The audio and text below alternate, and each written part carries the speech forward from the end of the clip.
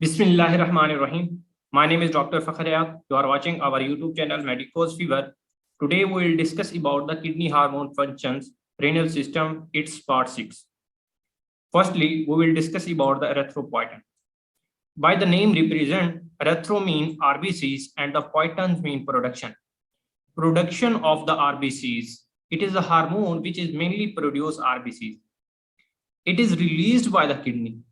It is released by the interstitial cells in the peritubular capillary bed in response to hypoxia. जब भी hypoxia होगा तो erythropoietin release होगा और जो erythropoietin है ये क्या करेगा, stimulate RBCs proliferation in the bone marrow. और ये क्या बनेगा, जब भी hypoxia होगा उसके नतीजे में उसके रिस्पॉन्स में आरबीसीज की प्रोडक्शन ज्यादा होगी, जिसे क्या कहते हैं, पॉलीसिथीमिया कहते हैं, यानी कि इंक्रीज इन द आरबीसीज. अब मोस्ट इंपॉर्टेंट एमसीक्यूज आता है कि एक पेशेंट है, क्रोनिक किडनी डिजीज का पेशेंट है. अगर वो क्रोनिक किडनी डिजीज का पेशेंट है तो उसमें एरिथ्रोपोइटिन नहीं बनेगा. जब भी एरिथ्रोपोइटिन नहीं बनेगा तो क्या होगा, आरबीसीज नहीं बनेंगे. जब भी आरबीसीज नहीं बनेंगे तो वो पर्सन पेल होगा. जैसे कि आप एक सिनेरियो है कि डायलिसिस वाले पेशेंट होते हैं, उनमें क्या होता है, एरिथ्रोपोइटिन नहीं बन रहा होता क्योंकि क्रोनिक किडनी डिजीज होती है उनकी.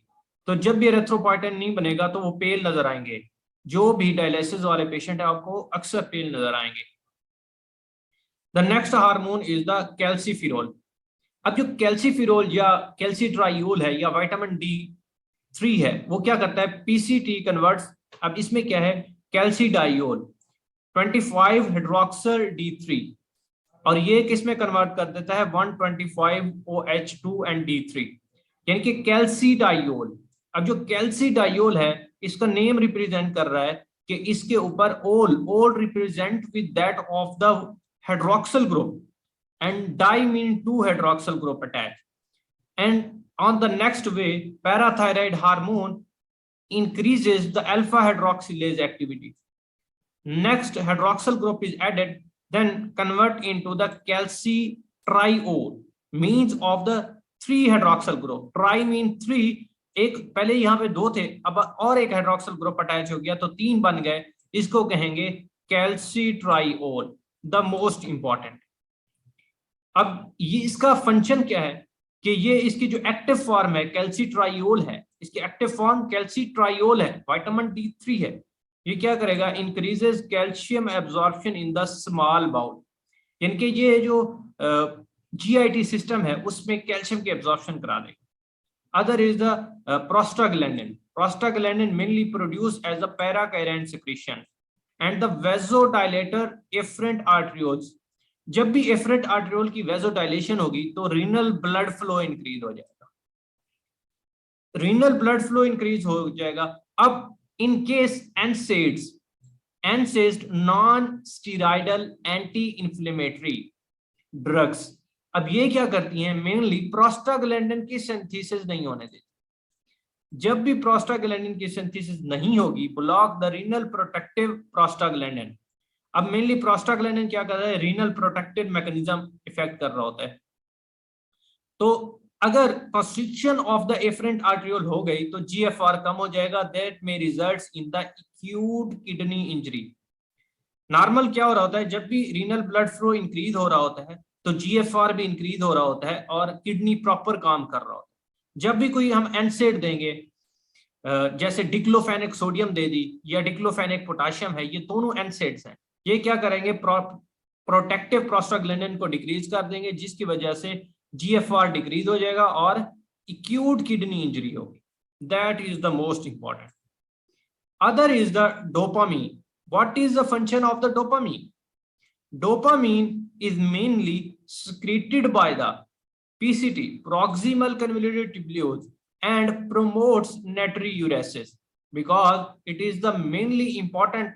It affect by the atrial natriuretic peptide ANP.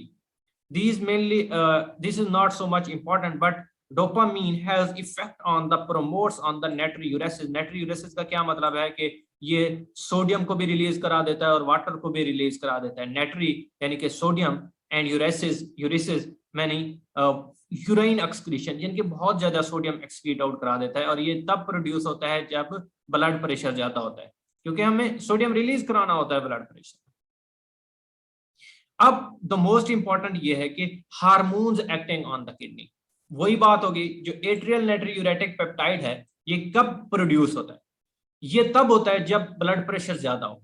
जब भी ब्लड प्रेशर ज्यादा होगा तो जो आर्टीरिया एट्रिया है और जो वेंट्रिकल है वो क्या रिलीज करेंगे? Atrial natriuretic peptide. अब ये प्रोड्यूस हो गए तो ये क्या कर देगा? जीएफआर की इंक्रीज कर देगा और सोडियम की फिल्ट्रेशन इंक्रीज हो जाएगी। जब भी सोडियम की फिल्ट्रेशन इंक्रीज हो जाएगी तो यहाँ पे ये पीसीटी है, यहाँ पे अगर मेनली फिल्ट्रेशन इंक्रीज होगी है तो रीअब्जॉर्प्शन कम से कम होगी क्योंकि बहुत ज्यादा सोडियम आ गया। तो ये होता हुआ, ये कलेक्टिंग सिस्टम से होता हुआ ये रिलीज हो जाएगा। तो इसका क्या रिस्पॉन्स है कि हमने सोडियम को एक्सक्रीट आउट करा देना है। जो इसका नेट इफेक्ट आ रहा है उसमें सोडियम लॉस है, सोडियम लॉस की वजह से वॉल्यूम लॉस हो जाता है। That we discuss about the atrial natriuretic peptide. इसका ये प्रोड्यूस कैसे हुआ और इसने वर्क कैसे किया। उसके बाद आ जाता है एंजियोटेंसिन 2। अब एंजियोटेंसिन 2 मेनली कैसे प्रोड्यूस होता है? हमने प्रीवियसली डिस्कस किया कि ये ब्लड प्रेशर डिक्रीज होने से प्रोड्यूस होगा। और कैसे प्रोड्यूस होगा? ये मैकुला डेंस है, इसी तरह से प्रोड्यूस होते होते रेनन से, renin angiotensin aldosterone. You can watch our previous video. अब ये क्या होगा? अब causes efferent arteriole constriction, moderate constriction होगी। जब भी efferent arteriole की मॉडरेट कंस्ट्रिक्शन होगी तो ब्लड फ्लो पीछे जाएगा, जिसकी वजह से यहाँ पे फिल्ट्रेशन ज्यादा से ज्यादा होगी। अब compensatory, but with the compensatory sodium and reabsorption in the proximal and net effect preserve the renal functions. But the most important here, this is not here so much important. The most important is the parathyroid hormone. अच्छा, parathyroid hormone क्या करता है? अब ये parathyroid hormone है, ये PCT पे और तरह से एक्ट करता है और डीसीटी पे और तरह से एक्ट करता है। ये पीसीटी पे क्या करता है? फॉस्फेट की एक्सक्रीशन करा देता है। ये हमने प्रीवियस लेक्चर में भी देखा था, I think it's part 3। Parathyroid hormone mainly क्या करता है? पीसीटी में फॉस्फेट की एक्सक्रीशन करा देता है और डिस्टल कन्वोल्यूटेड ट्यूब्यूल पे, the most important distal convoluted tubule पे ये कैल्शियम की रीअब्जॉर्प्शन करा देता है।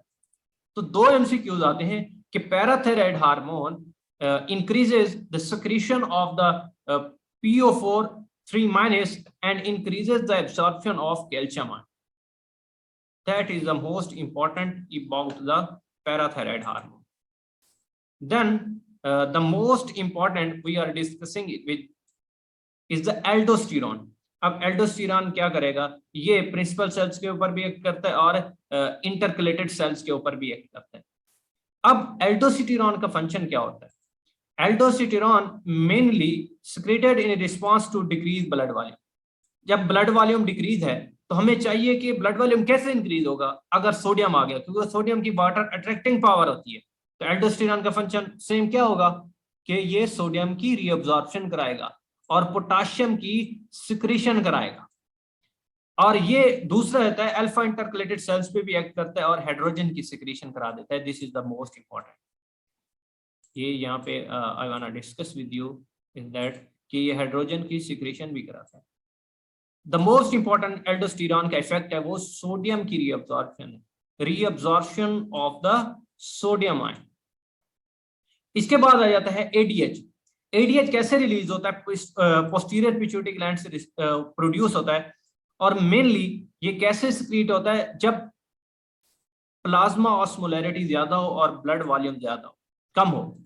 अब ब्लड वॉल्यूम जब कम होगा तो ये क्या करेगा? H2O की रीअब्जॉर्प्शन करा देगा from the collecting duct through the aquaporin 2। यहाँ पे एक्वापोरन 2 होते हैं, ये क्या करता है? यहाँ पे एक्सप्रेस कराना शुरू कर देता है एक्वा 2 को, जिसकी वजह से जो वाटर की रीअब्जॉर्प्शन होती है वो that is present in the collecting duct system.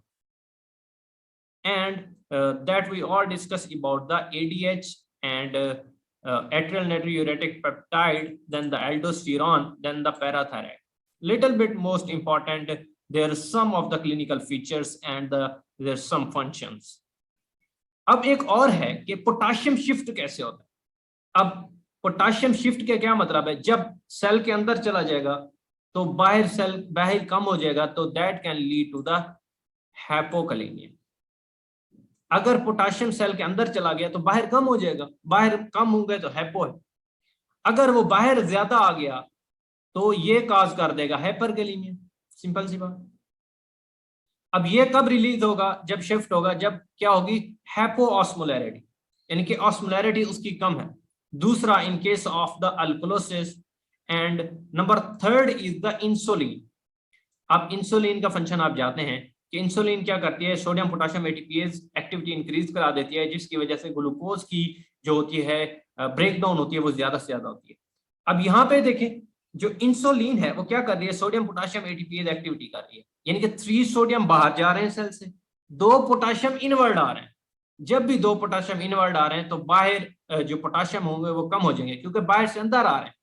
तो इसलिए इंसुलिन भी क्या करती है, हाइपोकैलेमिया काज करती है, क्योंकि insulin shift potassium into the cell through the sodium potassium ATPase pathway. अब अदर है कि हाइपरकैलेमिया। अब मेनली जो इसका है do labs that causes the hyperkalemia. Do mean digoxin. अब डाइजॉक्सिन क्या है, ये जो हार्ट फेलियर में डाइजॉक्सिन देते हैं वो भी क्या करती है, सोडियम पोटेशियम एटीपीएज एक्टिविटी को ब्लॉक कर देती है। इसलिए अगर ये हाइपोऑस्मोलैरिटी है तो वो यहाँ पे हाइपरऑस्मोलैरिटी है। जब लाइसिस होगी सेल की, यानी कि डू लैब्स, एसिडोसिस होगा, beta blocker, high blood sugar यानी कि insulin deficiency and succinylcholine. Do labs, digoxin, hyperosmolarity, lysis of the cell, acidosis, beta blocker, high blood sugar, and phenylcholine. That we all discussed about the hormone acting on the kidney. Thank you so much. Jazakallah. Allah Hafiz. Please like and subscribe our channel Medicos Fever and remember us in your prayers. Allah Hafiz.